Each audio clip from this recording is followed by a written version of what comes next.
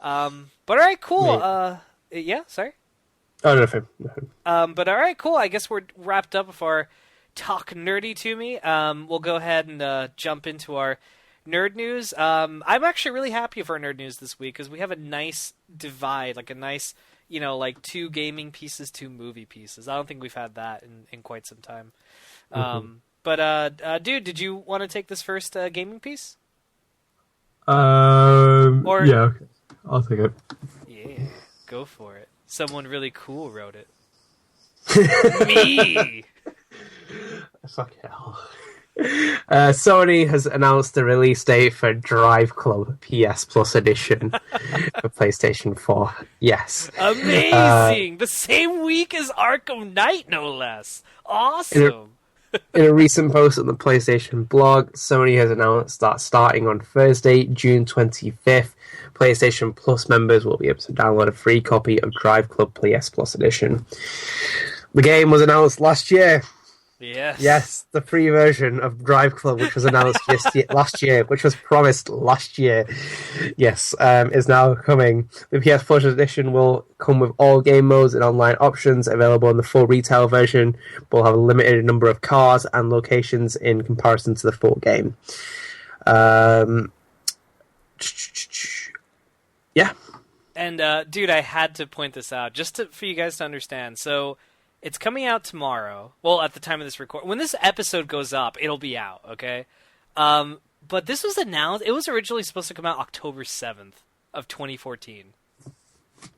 Yep. That is ridiculous, man.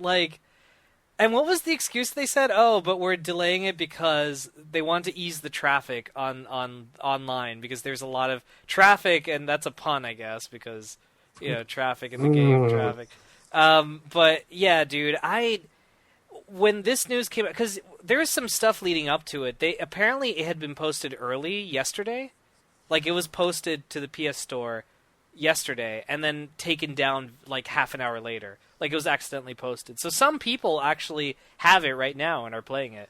But I don't know, man. I so don't care. Like, I was telling you before the podcast, like, I'm either going to download it and maybe try it out one day, or I guess I'll download it because sure, like it's a free game, but like it came out during a week where I have so much crap to play right now that I don't care about like something that we should have gotten, months ago. Like almost, this is like what, October? This is more than half a year ago. I mean, wow. That's pretty crazy. Yeah, I mean, I couldn't give a shit. Like, my god, if you ever wanted to loosen the appeal or, like, any kind of interest in the game, do what Drive Club's doing now with its marketing. Oh my god, I don't care. Just do not care. It's so bad.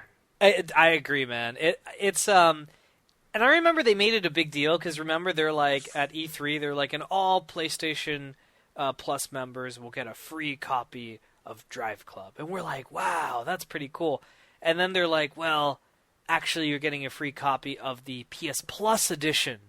And we're like, what's that? And then they're like, well, you can do all the modes in the game except you don't have as many cars or racetracks. And I'm like, all right, whatever. And then when they're like, and by the way, it's launching same day as the retail version, I thought that's pretty cool. That's like the future. Can you imagine like being able to get almost like it's basically an extended demo, but like a really detailed extended demo? Like, that's really neat. And I thought, can you imagine like you go to pick up God of War 4 or whatever the hell, and they have like, little chunks of the game with each mode, like you could test things out. Like, that's really neat. And then, what do they say? They're like, oh, like weeks before, they're like, sorry, you're not getting it that day because the servers are really bad and we didn't prepare for it. And yeah, like all of us are like, all right, whatever. And now out of the blue it comes out like, yeah, I'm with you, dude. I could care less. And I think you've nailed it when you said, if you want to turn people off from a game, do what Sony did with Drive Club. That's like the perfect crime, my friend. It's like complete dog crap. Yeah. But hey, they're finally keeping their promise. Yeah, I mean, it's like a really, really bad promise. It's like saying to your friend, I won't ask out the girl that you like, ask her out, go out with a date with her, have a relationship for 6 months, and then say, I kept my promise that I've broken up with her now, and you can ask her out. It's like, dude, I don't want any sloppy seconds. Fuck you. Like, leave me alone. It is like giving someone sloppy seconds completely. Yeah, it's I'm with you, dude. Could care less. I will admit I'll probably still download it only because fuck it, it's a free game. But I don't think I'm actually gonna play it this week at all. I think I'll just download it and have it sit on my hard drive and just and who knows how big of a download's gonna be. If it's like too big, I might not even keep it because my hard drive's a little bit low. I think I'm about to go. I have like almost 100. No, I'm a little over 100 gigs left. But I mean, the install of these games these days is ridiculous. So, but all right, well, there you go, guys. Drive Club. You can get it if you're listening to this on Thursday, the day we've released this. You can download it right now if you have a PS4 and you're a PlayStation Plus member. Or you can play Arkham Knight. Yeah, or you can play Tales from the Borderlands, or all those other games. I think what is it? Devil May Cry 4 Remastered came out. That's like $30, I think. I'd probably rather play that than Drive Club PS Plus edition. Actually, dude, I think DMC4 is actually $25. It's like really cheap. I didn't buy it because I don't really have that type of money, but just to spend on something. But yeah, there you go.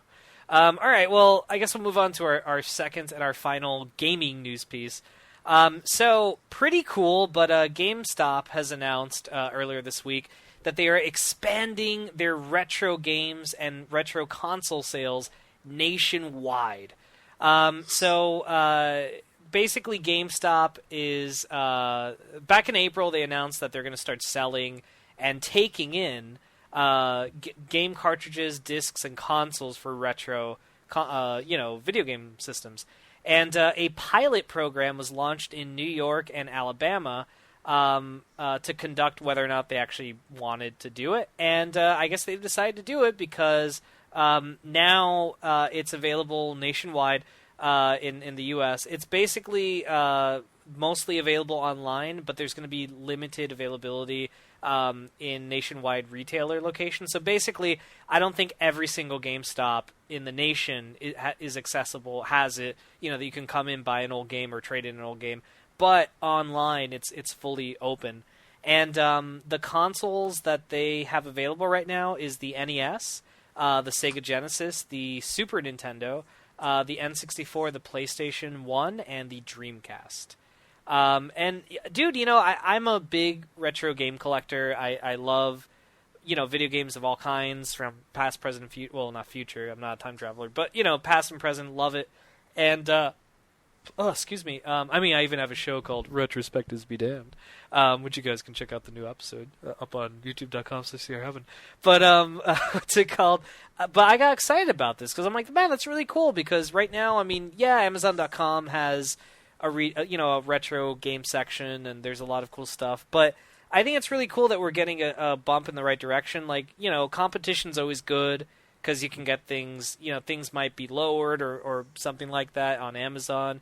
Because Amazon, I think it's primarily, like people, it's like eBay basically. It's people selling their old stuff, and there's like some stores up there. But I checked out their catalog online. It's not bad, dude. It's pretty well defined. Some of it's a little bit too expensive. Like I saw Teenage Mutant Ninja Turtles: The Hyperstone Heist for Sega Genesis, and it was like $40 or $30, and I'm like, that's a little too high for me. That's kind of expensive for a Sega Genesis game. And like some of it's a little bit off. Like I saw Castlevania Chronicles for PlayStation for like $20 or $30, and you can get it on the PS Store for like $10.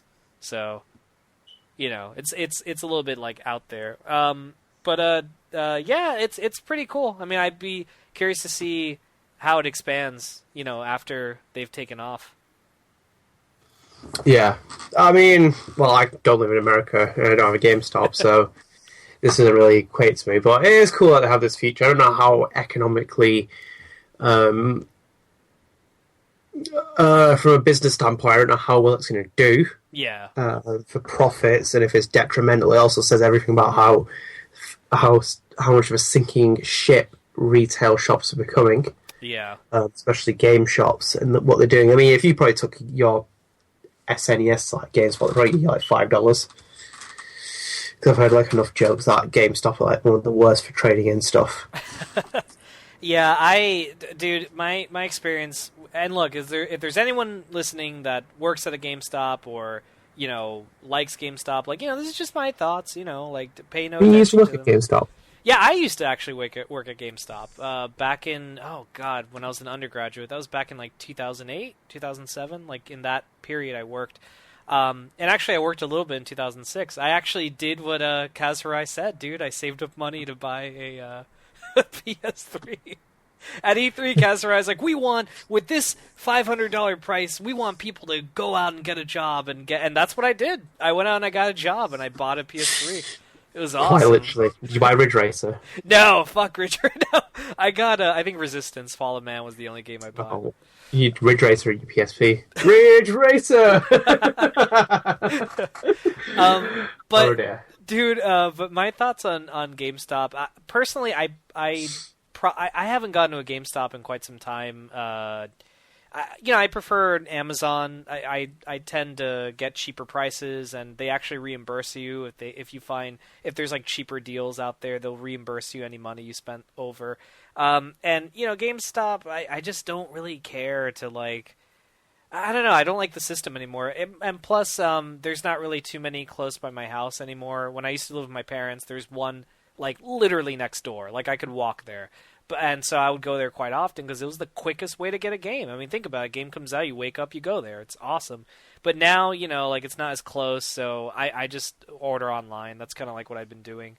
But, I'll give this a check out. If I ever want to get a retro game, I'll probably check Amazon first and compare it to GameStop to see if it's cheaper and see how that experience is. Because, like, you have to pay shipping and handling and crap like that. But yeah, so there you guys go. If you wanna, you can go to GameStop and get some old classic games. Might I recommend what's it called? Picking up some Conker's Bad Fur Day and what else? And some Teenage Mutant Ninja Turtles 3: The Manhattan Project. Do it, man. Good games, good retro games. But anyway, enough talk. Dude, what's it called? Do you want to take this next piece of news? You can say this one. You want me to? Oh, okay, all right. So, guys, we have a new SpiderMan. So, as most of you guys know, or if not, Sony and Marvel Studios, aka Disney, have united to create a Spider-Man character that will appear in the Marvel Cinematic Universe, but will also appear in his own movies. To be distributed and produced by Sony. But, this is the character that's going to interact with Tony Stark, that's going to interact with, Captain America and stuff like that. And they've casted him, and they've also picked the director for the standalone Spider-Man movie.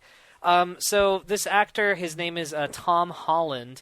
He will be playing Peter Parker / Spider-Man for the next Spider-Man film and also for any other appearances he makes in the Marvel Cinematic Universe. I'm very unfamiliar with him.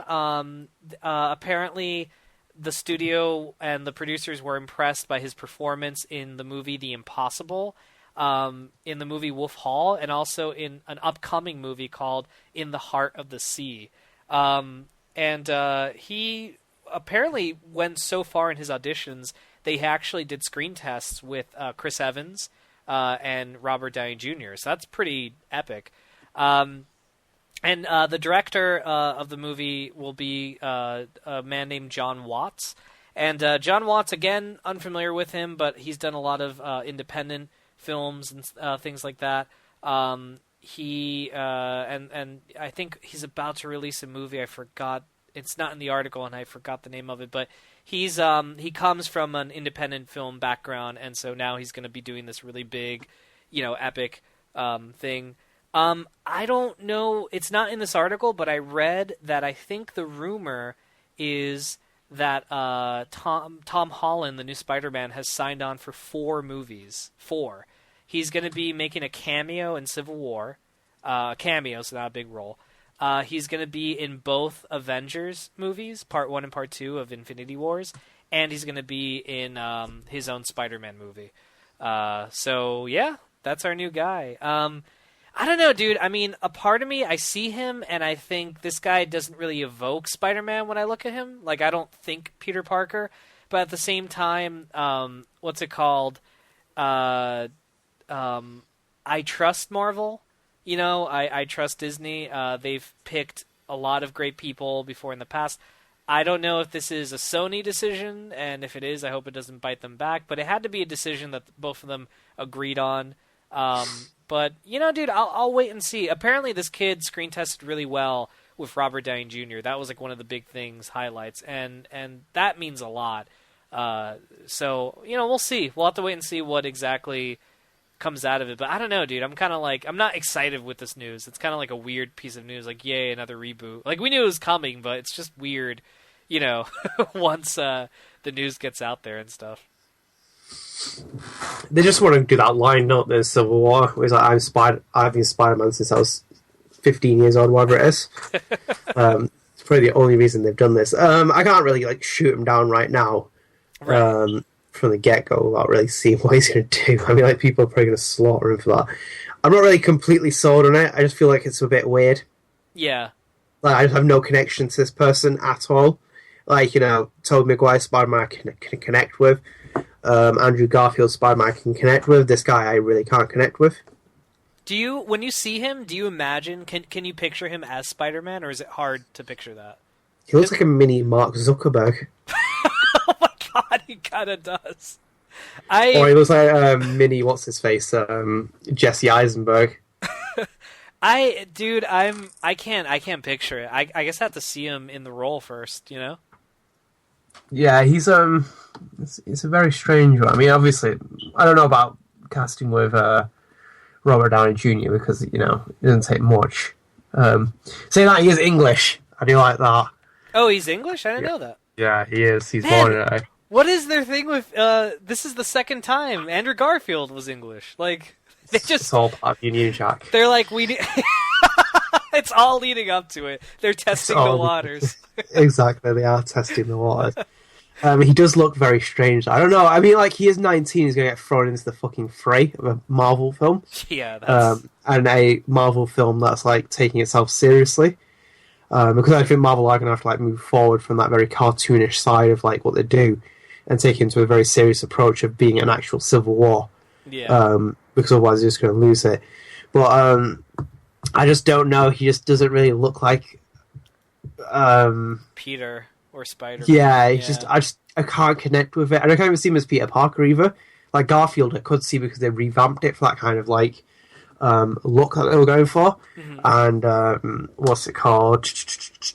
And like Tobey Maguire was just like, you know, a fan favorite. But this guy, Tobey Maguire Spider-Man, that was like I remember my sister and I used to joke, wouldn't it be awesome to wake up and be ripped like him? How he just wakes up and he's like totally ripped, like, or do the evil Peter Parker dance, like push your head to side. Like, oh my god. That movie taught me emo is evil, apparently. Like, if you're emo, you're evil, because you disco dance. Pretty much. You disco dance outside shots and beat up your girlfriend and shit. Be a creeper on girls. Oh, man. But yeah, dude, I think you've hit it on the nail. He just doesn't really evoke that reaction. I mean, I've said it before, they need to get rid of that line, do you know, my name is Peter Parker and I've been Spider-Man since I was 15 years old. If they do that line, I'll just walk out the cinema. If that's his cameo, that's bullshit. Yeah, it doesn't evoke anything, like you just said. Like, you have to kind of resonate with the character. The character has to be established. You know, when you see, you know, like, it's the same thing with, like, Kiefer Sutherland doing the Kept You Waiting, huh? It feels a little bit weird. Yeah. Because it was born with hate. I can obviously understand. He doesn't do it bad. I have to actually admit, like, he does it quite well.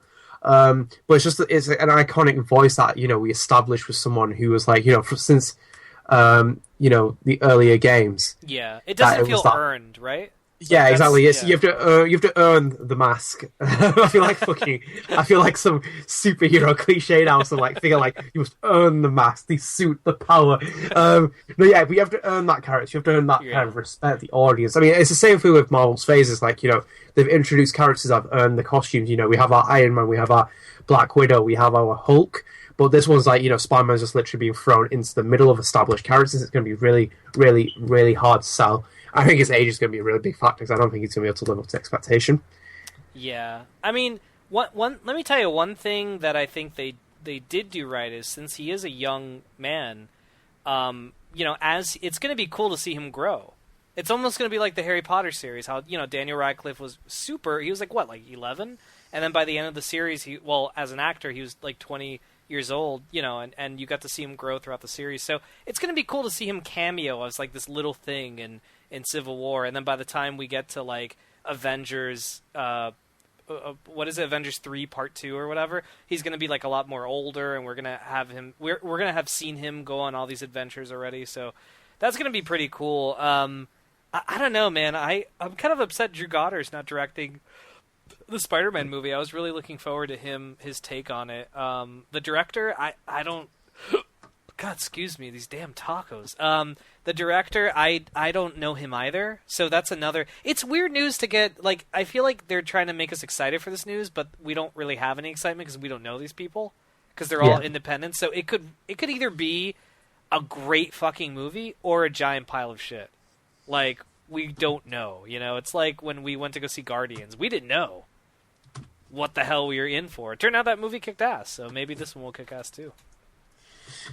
Yeah, but I mean, like, Guardians is like a fresh IP. Like, take it into a gaming analogy, it is a fresh IP. That is like, you true, can start. Yeah. You start from the foundations. You can build up. This is like in the midst of everything. You have just like kind of like smack bang characters in the middle, and it's just like it's not even like it's a small character. It's not even like it's Black Panther or something. It's a huge character. That's true. In the middle of the universe. Like, he is going to have to step up. From what I know, Spider-Man plays a big part in the Civil War.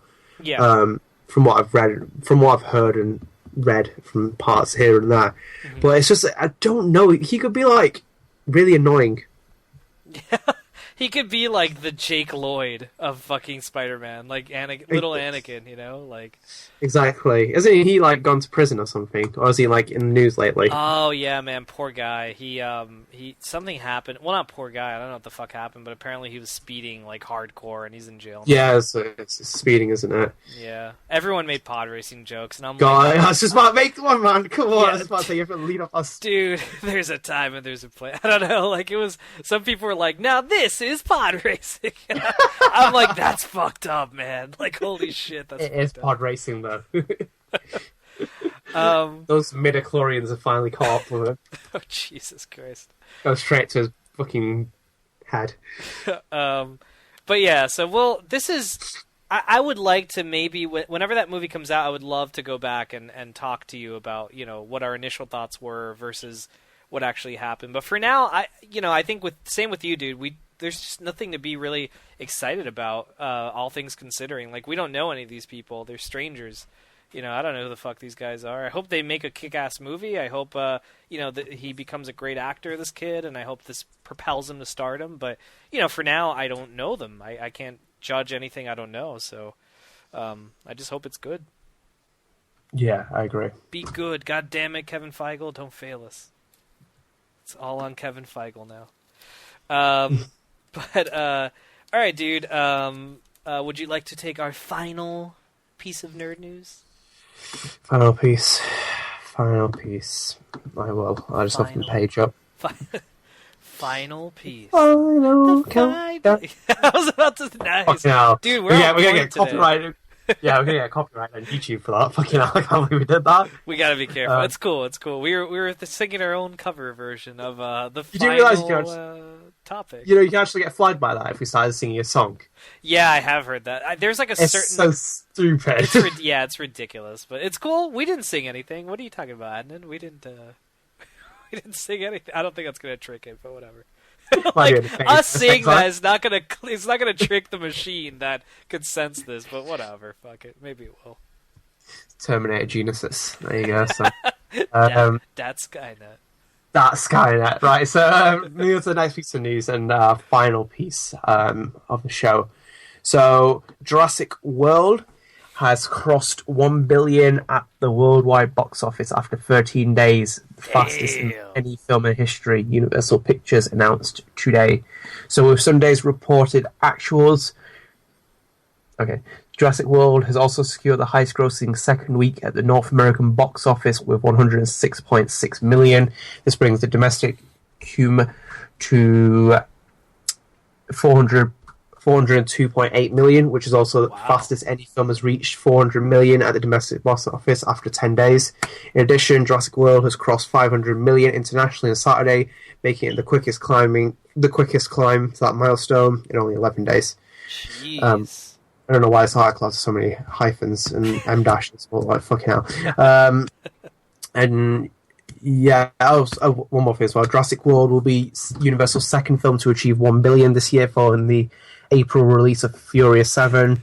Fucking hell, I'm just reading statistics like mad.